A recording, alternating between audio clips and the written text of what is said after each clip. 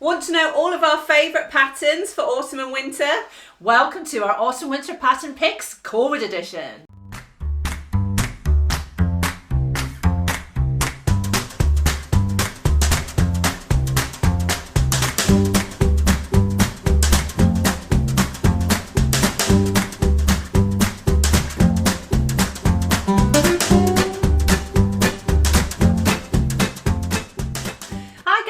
Welcome to our channel. I'm Nikki. And I'm Rachel, and we are the Stitch Sisters. So we've got a new video for you today which we're really excited about, and it's an alternative to our autumn winter trends video.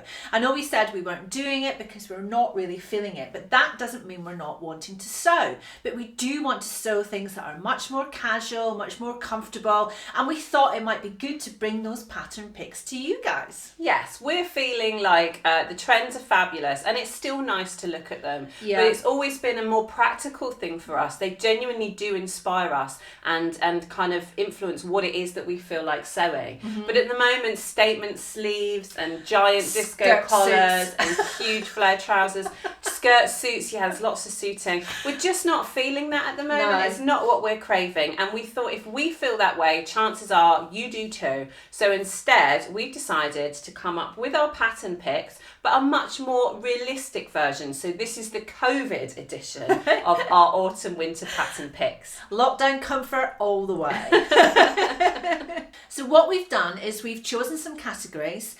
We have decided not to include skirts because we were both quite realistic about it, and we just don't think we would wear skirts unless we were heading out. So we've kind of gone for trousers, tops, knitwear, and we've also gone for coats and jackets. Mm-hmm. But we've tried to create them as a capsule wardrobe. So things that will go together right the way throughout the winter.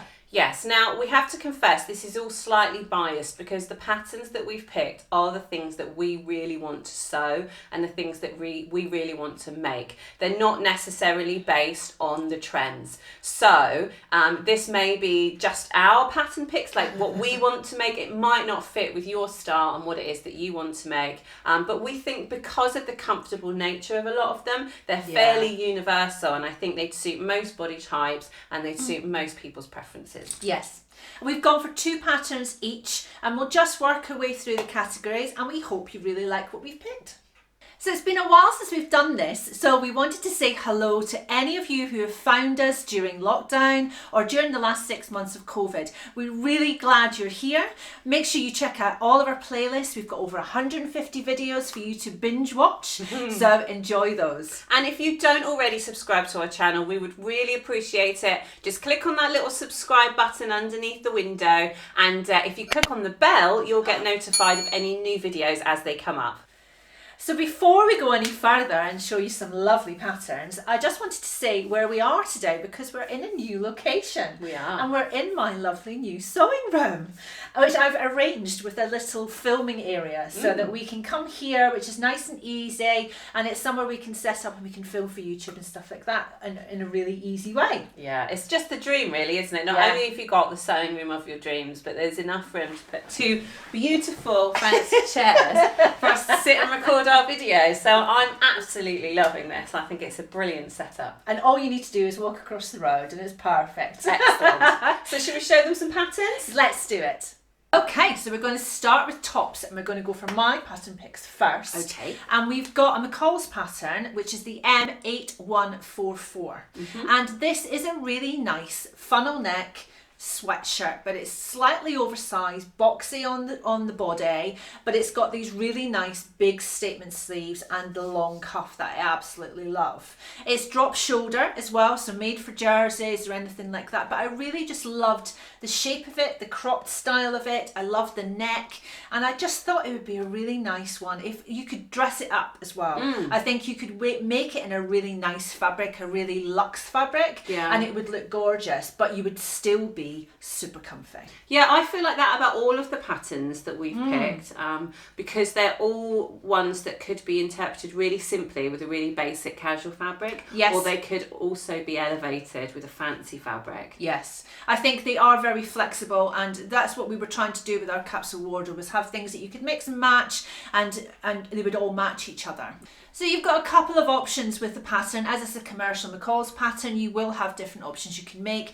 There's a band you can put on the bottom of it. You can make it slightly longer. You've got the cuffs, but you can also make it a big flared sleeve as well. So you can play around with it. And I really like commercial patterns for that flexibility. Yeah. So you can make 3 or 4 tops that all look completely different, that all come from the same pattern. And I think that's really important, especially when you're beginning to sew. Yeah. So having one pattern where you're making lots of different tops from is really economic and really budget friendly if you're a beginner. Yes. Or if you're anyone.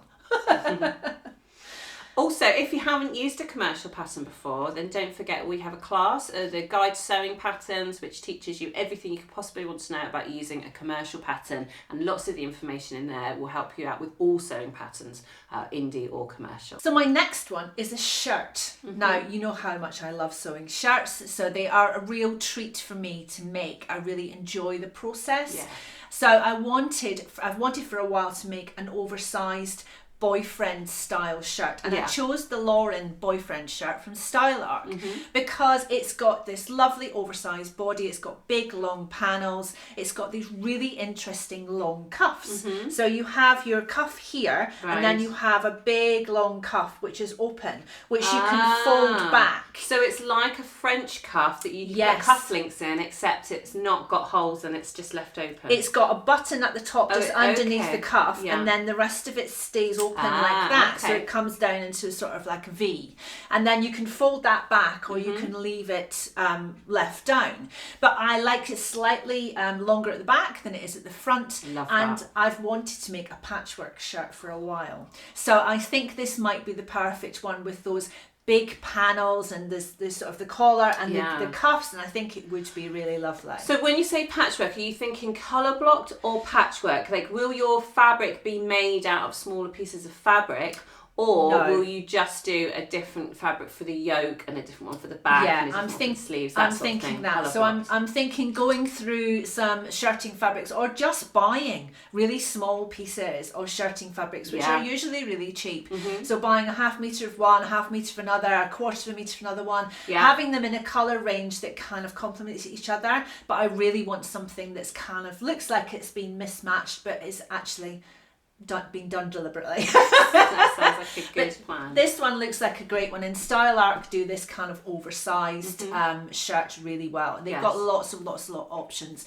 but I really loved the Lauren because of the cuffs. Cool. So. Both great pattern picks.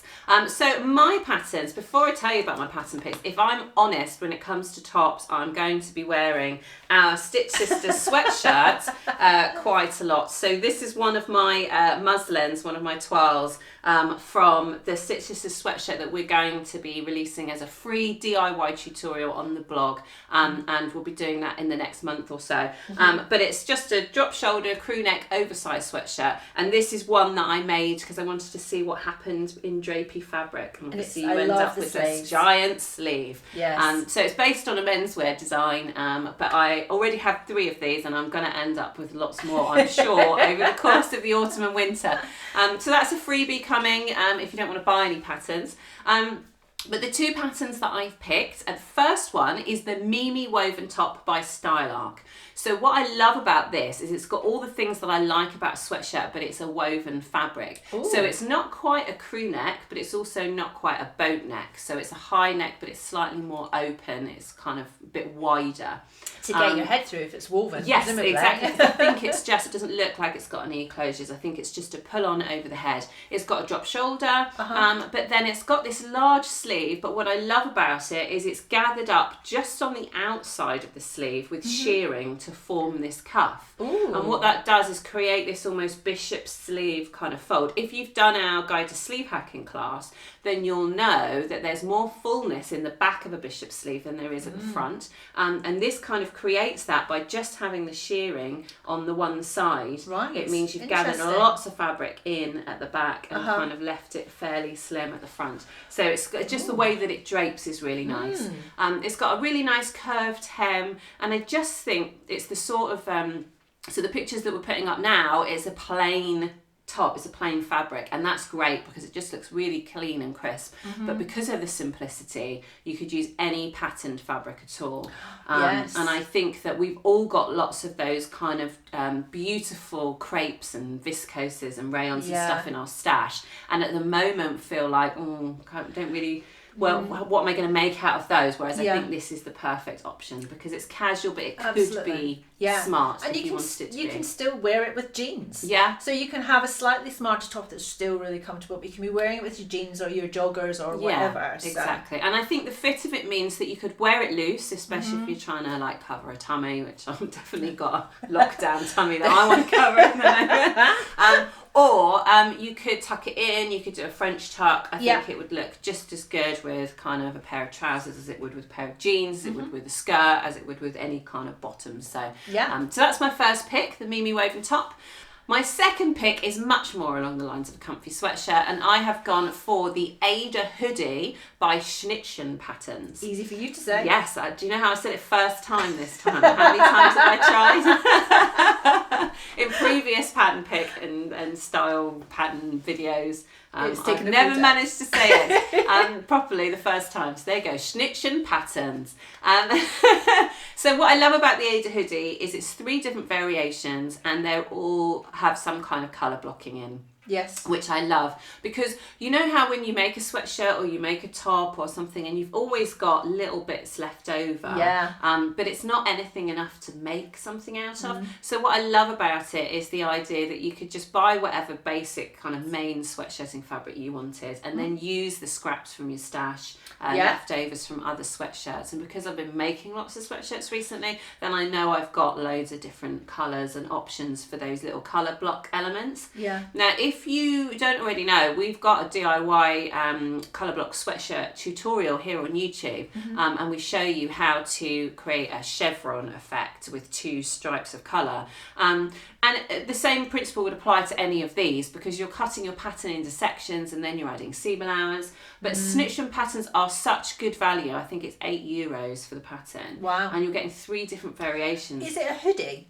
It's both a sweatshirt and a hoodie. So 2 hoodie designs and a sweatshirt in there as well. And so basically, if you can't be bothered with all that cutting and slashing and adding seam allowance, it's a really reasonable way to get 3 different colour block sweatshirt or hoodie options. So they are my 2 pattern picks. I've got a little question. Is it a unisex pattern, the Schnittchen one? It's not billed as a unisex pattern, but I genuinely think that any hoodie or sweatshirt can be unisex, as long as you pick the right size. And when it comes to choosing sizes, you just basically, the bust size and the chest size are the same thing. So there's no bust darts or anything like that in a sweatshirt anyway. Yeah, anything that doesn't have shaping for the bust, which makes it very much a pattern for women, then you can get away with it being unisex. And I often steal my husband's sweatshirts. And actually, since I've been making more menswear style ones, he's been stealing mine. And this weekend I'm making him a sweatshirt, one of the Stitch Sisters sweatshirts. Are you? Because it is a unisex one size pattern. Yes. And it's meant to be oversized, and so I just want to see what it looks like on a man, so I'm going to make him one too. Lovely, excellent. I was just thinking for my kids, the Schnittchen one. Oh right. Because they love a colour block sweatshirt and a colour block hoodie. So if it is something that I could make them stuff that they would actually wear, I would be so excited. The only thing I would check is sometimes women's sweatshirts and hoodies are slightly longer line. So I would just check the length. I would measure the pattern piece from the underarm to the hem. And then measure that against one of the sweatshirts and hoodies that they like. And then you might want to shorten it slightly. Yeah, but that's easy enough to do. Even I could manage that. Of course you can. So there you go, that's tops. Excellent. Maisie's joined us. She's been hovering on the floor since we started filming, so I thought you all might want to see her, so she's come up to say hello. Trousers are her favourites, and that's what we're doing next. So you're here for the trousers, aren't you, Maisie? In case you want to make puppy trousers. Oh, they'd be so cute. She'd have your hand off trying to get them on, wouldn't you? Right, so my first trouser is the New Look N6689, which is a 2-piece set, and it's a pair of jogging trousers, but they are more of a sports trouser. So they're the thinner leg. They've got the elasticated waist, but they're meant more for sports fabrics. So something with lycra, something with spandex, something that's going to be a bit more water resistant and things like that. And we have made lots of joggers over lockdown and with our Stitch Sisters pattern and everything like that. But I am still doing a lot of exercise, and I would quite like to make myself a couple of pairs of those slightly more fitted, slightly more sports-ish trousers. And I thought this was a really good pattern. Go on, go on, go on, go on. Go on, go on. Yay! So this is a really good pattern, but it also comes with this really nice long sleeved, and I think it comes 3/4 length as well, twist front top. So it's a jersey top, and again it looks great for layering, for going to the gym or running or anything like that. So I think the combination of the two is a really good commercial pattern. The trousers themselves, like I said, are made for sports fabrics, so they recommend anything with a lot of lycra, a lot of spandex, that kind of thing. But I like the fact that the top could be made out of sweatshirting, could be made out of ponte roma or a t-shirt jersey, so you could make it any weight that you wanted to. Excellent. So I really like those ones. Cool. That's the first one. The second one is the Pio Pants by Ready to Sew, and this is another, I'm seeing this as kind of a version of joggers but with woven fabric. So they're slightly narrower legged, so you've got an elasticated waist, pockets at the back, and there's pockets at the front as well. It's got waist darts at the back to give them a bit of shape, and then they describe it as a carrot leg. So it's wider at the top for the hip, and so roomy around that waist area, but it sort of narrows down and falls just above the ankle. But I think that there is room in my wardrobe for some woven trousers as well, ones that are really comfortable. So I don't just want to be in joggers or jeans. I'd quite like to have something that maybe feels a little bit smarter but is still really comfortable, but also using some of those wovens like a twill or a denim or a chambray or something like that I can use for my stash. Excellent, that sounds great. I made a pair of linen kind of joggers. Yes, you did. From the bottom half of the boiler suit, the Jean Paul boiler suit from Ready to Sew. Yes. I just kind of adapted it to be just a trouser, and that worked out really, really well. So I definitely think linen chuggies is the way to go. Yeah, because you can get really soft linens and cottons and stuff like that, and I just think we've all got lots of them in our stash, but we never ever get around to making anything. But I think this is a really nice pattern. It looks really simple. You can knock it up in a couple of hours, but still elasticated waist. Come on. Good girl. Just clean myself off. So, funnily enough, going on from that, my first pattern is a linen jogger type trouser. So we're on the same page. I've picked the Demi Pants by Tessuti, and what I was drawn to here was the leg. So the way that it's there's this deep pleat at the ankle or at the hem, and then it's bound. So it's kind of just like a big. So it's almost like it's taken a wide leg and it's folded it in, and then put some binding around the bottom. But it just creates this beautiful, almost harem pant shape. But because it's not gathered, it's really clean and crisp looking, and that's what I really, really love about it. It's still just an elasticated waist, so it's effectively like joggers, but I just love that hem detail. I think it's one of those that a more accomplished sewer could probably figure out yourself, just from a basic wide leg trouser, so you wouldn't necessarily need to buy the pattern. You could just fold it in and then apply the binding. But I just think on all the images that I've seen, I love the fit of them. I love the cuts. They hang really nicely. So I would still be tempted to buy the pattern just to go and get that sizing right and that sort of thing. So I really, really like those. It's a great option. And again, would look great. So obviously in the images, it's in a linen, but you could easily do it in a jersey. You could do it in any number of fabrics. You could do it in a crepe. You could do it in rayon, whatever you fancy, really. In fact, a really nice thin wool might be a nice version for winter. I'm just thinking, or maybe kind of a wool linen blend. Oh yeah, nice. Now I'm getting excited. Doesn't take much. But again, plains or patterns would look great because it's such a simple pattern. It's not busy at all, so really showcase a fabric off nicely, a pattern off nicely as well. Lovely. Just to tell you before we go any further that were completely secret from each other. We didn't have any consultation, no conflabs, no referencing each other. We just made our list completely independently, and I think they are coming. We obviously following the same trend. We're both feeling the same things. Yes, but it's nice that we're picking different patterns as well. Well, I love it when we do that because I always end up wanting most of Nikki's patterns and vice versa. I do the same, And so it's almost like she's introducing me to a load of new ones. Hopefully between us we're introducing you to a load of new ones. But I love the fact that I think I've picked perfect ones, and then Nikki will say one and I'll go, oh, I want that one. Yeah. But also we did tell each other what the patterns were before we started filming, just in case we had duplicates. And we assumed that there would be at least one or two, and there weren't any at all. There wasn't any at all. No, that was good. So the second trousers that I've chosen, actually from a book, and this is one of Wendy Ward's books, and it's called Everyday Basics for Everybody, I think. I'll put a link in the description if you want to buy it. But in there is a trouser called the Harper Pants. Now what I love about this is all the variations, because you've got not only they're unisex, so you can make them for anybody, but you've got the option of a simple elasticated waist kind of jogger style, but then you've also got the option of adding a fly front if you want to make them a kind of flat front or pleat front with fly.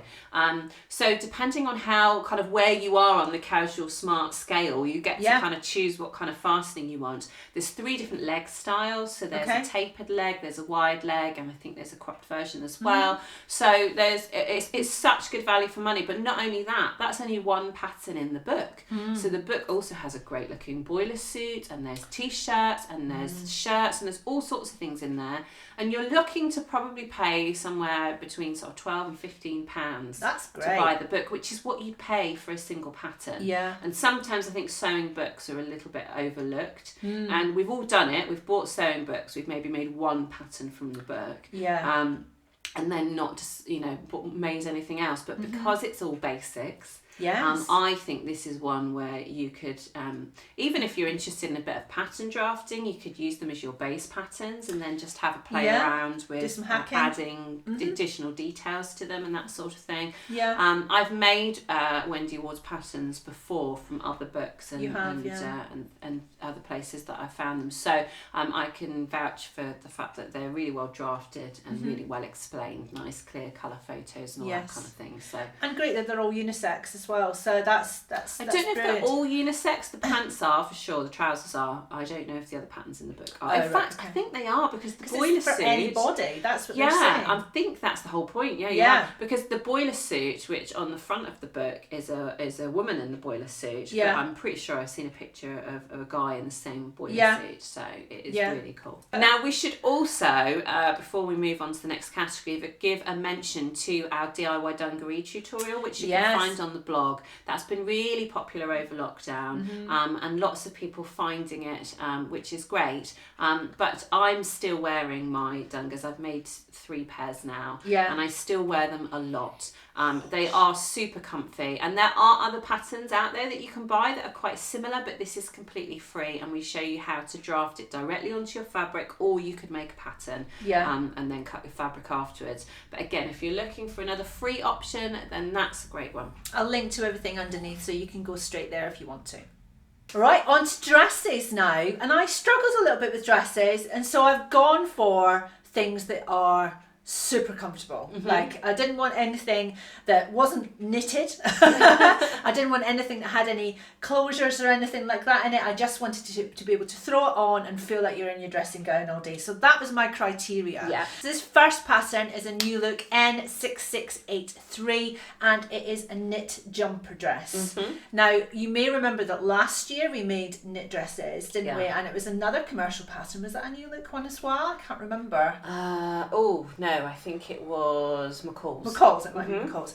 But that one had a big band at the bottom. This one is band free at the bottom, but you could add one if you wanted to. That would be really simple. Yeah. But I liked this because it's actually styled in a really heavy knit. It's one of those cable knits in the picture, and it does just look like you're wearing a massive jumper and tights, which was basically fitting all of my criteria. So that made me happy. Excellent. It's got a little funnel neck on it, so you could make that bigger. You could make it into a big cowl neck or something like that. But I just thought it was a really nice, simple. You could sew it up in an hour on an overlocker. It would be really easy to do. But specialising in those really big, chunky knit fabrics that we're all drawn to at this time of year, but we never really know what to make with them. Yeah, it would also be a great one in any kind of sweater knit. So actual knitted fabric that's been kind of knitted on a loom, and then you can still buy it by the metre. If you search for sweater knits, that's usually what they're called. But then it would be an actual jumper dress, wouldn't it? Yes. Because it would be made out of actual material. Knitting. Yes. Minerva always have a really great selection of sweater knits, so have a look there if you're looking for anything like that. Yeah. So next one is a simplicity pattern. It's S9174, and this was one I was drawn to because I'm drawn to anything that's pink. That's just, I like. Really? Baby pink, particularly if if they put baby pink on a pattern envelope, I'm drawn to the pattern. I just don't know why. So they had me at the colour of the dress before I looked any further at it, and it looks like it's a really lovely, smart dress. But when you look at it, it's actually made from jersey, so it's a knit fabric. And I thought, well, you can have your smartness, but actually you still feel like you're wearing your dressing gown. And I really liked this kind of this pleat detail that they've got in the front. Yeah. So the whole dress looks like it's very oversized, and then you sew these 3 or 4 pleats in the front, which are open at the bottom and open at the top. So you've got a lot more volume at the top and at the bottom, but it's nice and snug over the waist. It's more like a tuck than a pleat. Yeah, it is. It's literally like someone's taken something oversized and then grabbed 2 sections and sort of sewn them into. Yeah, so you've got this volume. I think there's 2 on each side, isn't there? I think so. And sewn them into, so you've got volume at the top and volume underneath. It's really cool. It's really cool. It almost looks like you've got like a Kobe belt or something, like a Japanese belt on around it. Because I had to look at it a couple of times to try and figure out whether that area, whether it was a top and a skirt that had been put together. But actually it's just one piece. And so I think it would be a really interesting construction.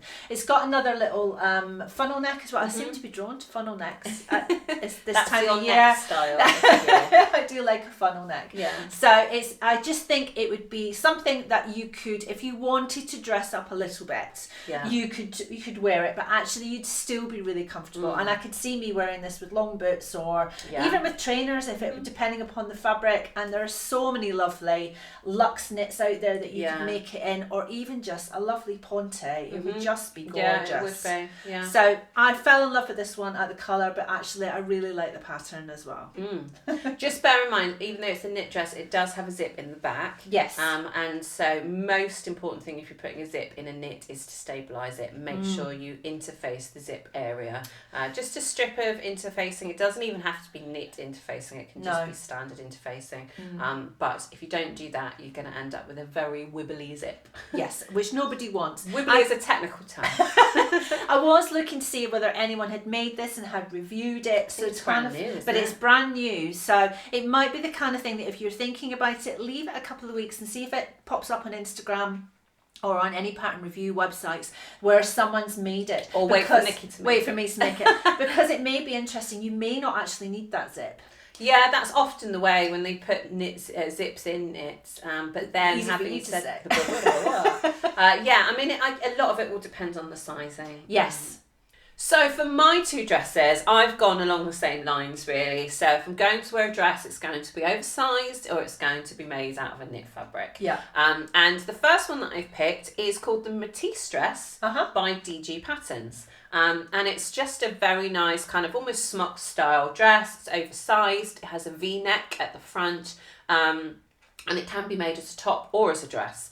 It reminds me of the Deer and Doe meiosis dress. It's yes. very similar sort of design. It has a ruffle, an optional ruffle on the sleeves, and it's kind of a slightly dropped shoulder. There's bust darts that give it some shaping, but it is meant to hang almost directly down from the bust. Yes. And then it has a gathered panel from the waist.